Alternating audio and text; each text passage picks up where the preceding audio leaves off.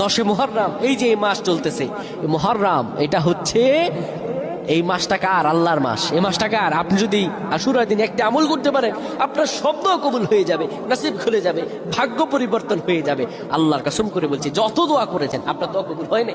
আপনি ঋণগ্রস্ত আছেন, বিপদগ্রস্ত আছেন, একদম অকেজ হয়ে গেছে জীবন যেন চলেই না, সংসারে কোনো আয় বরকত রুজি কোনো কিছুই নাই, ইনকাম একদিক দিয়ে করেন আরেক দিক দিয়ে চলে যায়, মনে হয় কোনো কিছু তো বরকতই নেই। আপনি আমলটা করেন, আল্লাহ তাআলা নসিব করে দেবেন ইনশাআল্লাহ। আশুরার দিন একটি গুরুত্বপূর্ণ দিন। এই আশুরার দিন আল্লাহ রাব্বুল আলামিন মূসা আলাইহিস সালামকে ফেরাউনের কবল থেকে রক্ষা করেছিলেন। এটি গুরুত্বপূর্ণ দিন। এই মুহররমের মাসের এই 10 মুহররম আশুরার দিন আপনি আমলটি করবেন। আপনি কিবলামুখী হবেন।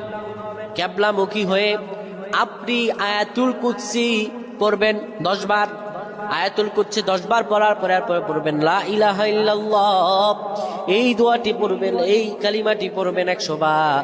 এরপরে দুরূদ শরীফ পড়বেন 100 বার। এই করে আল্লাহর কাছে দোয়া করবেন, আল্লাহ রাব্বুল আলামিন আপনার তামাম দোয়াগুলো কবুল করে নেবেন। আল্লাহুম্মা আমিন।